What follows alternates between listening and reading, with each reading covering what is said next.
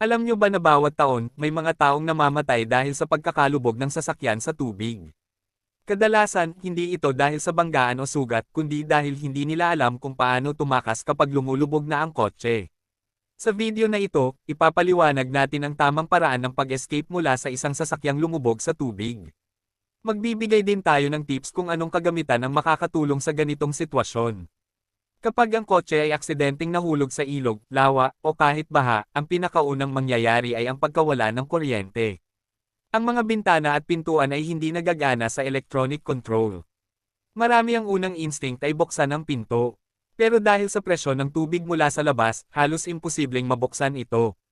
Kailangan mong tandaan, habang tumataas ang tubig sa labas ng kotse, lalong lumalakas ang pressure. Sa pagsisimula ng pagkalubog, meron ka lang 30 hanggang 60 segundo bago tuluyang mapuno ng tubig ang loob ng sasakyan. Kaya mahalagang kumilos ka agad. Una mong gawin, tanggalin ang seatbelt. Tapos, subukan mong buksan ang bintana habang may power pa. Kung gumana ito, lumabas agad. Pero paano kung hindi na gumagana ang bintana? Maraming nagsasabing pwede raw gamitin ang headrest o seatbelt buckle para basagin ang salamin. Technically, posible, pero sa actual testing, mahirap itong gawin. Kailangan ng lakas, tiyempo, at tamang anggulo. At sa sitwasyon ng panik at limitadong oras, hindi ito practical. Ang mas epektibong solusyon ay ang paggamit ng glass breaker, isang maliit na tool na idinisenyo para basagin ang salamin ng sasakyan sa isang pindot lang. Ito ay may spring-loaded metal tip na, sa isang mabilis na pindot, lumalabas at bumabasag sa bintana. Ang galing nito ay hindi mo kailangan ng lakas, sapat na ang isang simpleng tulak.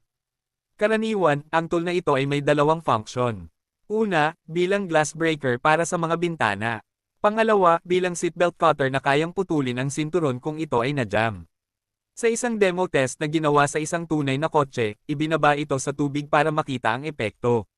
Sa loob ng ilang segundo, bumaba ang tubig, hindi na mabuksan ang bintana, at unti-unting lumubog ang sasakyan.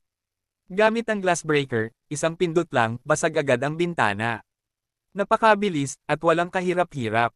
Bukod pa rito, sinubukan din ito sa ibang uri ng salamin tulad ng sa likurang bahagi ng van, pampasaherong bus, at mas makapal na test glass. Sa lahat ng iyon, epektibo pa rin ang tool. Meron ding sample testing glass na ibinigay sa packaging ng tool. Nilubog ito sa tubig at, sa demo, basag din agad. Ipinapakita nito na kahit sa ilalim ng tubig, hindi humihina ang epekto ng tool na ito.